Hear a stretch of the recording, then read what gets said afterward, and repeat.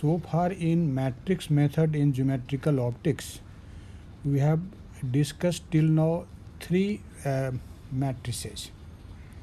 First one was translational matrix or transfer matrix. The second one was refraction matrix, and finally we have studied the reflection matrix. And actually you have seen all these three matrices were a 2 by 2 square matrix. So now in general we are going to define a particular matrix which will be defined actually for a given optical system where not only refraction or particularly translation or particularly reflection will take place. But you know, in general, in an optical system, the reflection, refraction and transmission takes in combined manner. Although we in our discussion we are neglecting the process of reflection here, we are considering only the optical system which is actually a combination of lenses, and so there will be no reflection, and so we will talk only about refraction and translation.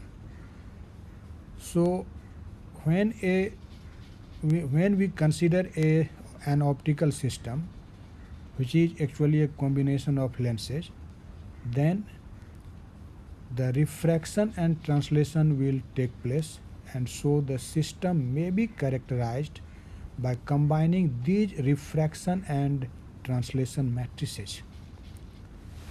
So now let us consider that this column matrix lambda 1 x1 represents the ray entering in an optical system. It means this is just incident ray, and you have seen that the incident ray can be represented by a column matrix like this lambda 1 x1.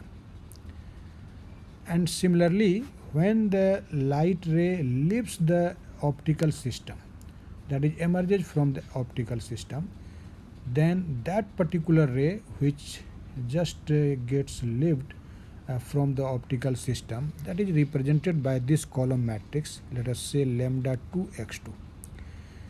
As you have seen earlier during the discussion of translation and refraction matrices, that when the appropriate matrix operator is operated on the incident ray, we get actually the emergent ray. So on the basis of that concept, here actually the matrix is not known. So in general we consider a matrix which will be actually 2 by 2, and we consider it like this, whose elements are B, minus A, minus D and C. So when this 2 by 2 matrix is operated on the incident ray, that is the column matrix lambda 1 x1, then let us suppose we get the emergent ray which has been represented by this column matrix lambda 2 x2. Actually we have assumed that there is a matrix defined by this matrix elements B, minus A, minus D and C. Why we have considered here minus? This is not a very difficult problem. Actually this minus sign have been taken only for convenience. When we will discuss the proper system matrix, then you will see the utility of this minus sign. So this 2 by 2 matrix whose matrix elements are B, minus A, minus D and C, actually this matrix is denoted by the symbol S, and it is known as system matrix. In fact, this system matrix is determined entirely by the optical system under consideration. It means when you will consider a proper optical system, then you will see what will be the actual value of B, A, D and C. In fact, after this elementary idea of system matrix, we will discuss some of the important system matrices, and then you will see how this matrix elements of the system matrix are obtained, and that actually depends on the nature of the proper optical system which we take into account.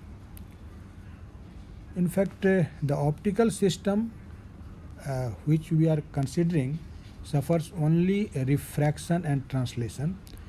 So in this condition, the system matrix is just a product of the refraction matrix and the translation matrix.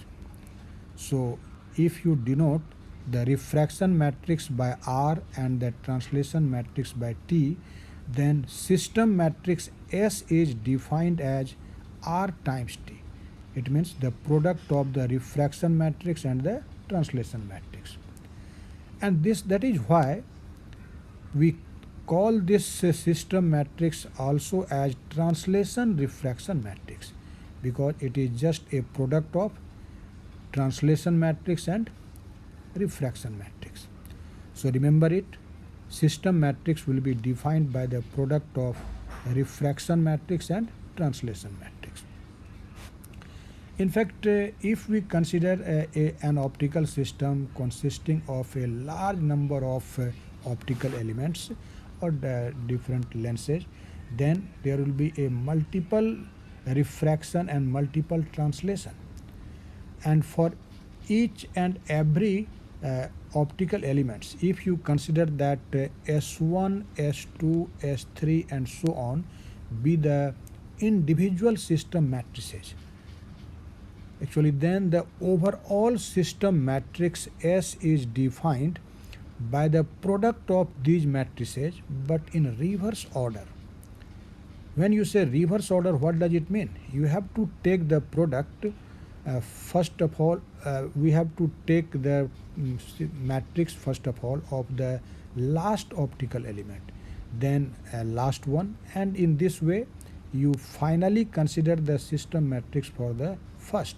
So you can see I have written S equal to so on S3 times S2 times S1. For example, if you consider this figure, let us see. And in fact, I have marked here 1. So this 1 is the first optical system, and this 2 is the second optical system. You may consider that this 1 represents a lens and 2 also represents a lens. And a light ray, you can see from in this figure, is incident on the first optical system from left and gets refracted. And after refraction, it travels in this homogeneous medium, and then it is incident on the second optical system where it suffers another refraction. So in this condition, there will be 2 refraction matrices, first for the refraction at the first optical system and second R2 for the second optical system, and between these 2 optical systems, since the light beam is translated, so there will be a translational matrix T. So in this condition, if you want to know what will be the system matrix for this combination of lenses, then what you can write? In fact, system matrix in this condition may be written as R2 times T times R1. And you can see here the refraction matrix for the first optical element has been written in last, and then the translation matrix, and after that the refraction matrix on the second surface. So I have told you that you have to take the product of these matrices in reverse order, then you will actually get the system matrix. So I have written here that according to this example, S equal to R2 times T into R1, this actually means that the ray from the left is refracted at the first interface, and so the refraction matrix R1. And after that, it translates through a homogeneous medium, and hence the translation matrix T. And finally, the ray emerges from the last interface by refraction, and so we write here the refraction matrix R2. So you can see how the refraction matrix can be found by multiplying how the system matrix can be found by multiplying the refraction matrix and the translation matrix. So never forget that you have to take the product of these matrices in reverse order. But as I have told you that some of the elements of the system matrix is negative, and it does not have a very specific meaning. Actually, this is just for convenience, and we will see when we will proceed to the next concept, the proper concept for the refraction for the system matrix. Then you will see that putting negative sign, it will be more convenient to define the system matrix. Now, in the earlier lecture, you have seen the determinant of refraction matrix R is equal to 1. You have seen. And similarly, the determinant of the translation matrix T is also equal to 1. And since the system matrix S is the product of the refraction matrix and the translation matrix, so definitely the determinant of system matrix S will be also equal to 1. But we have defined the system matrix in this way.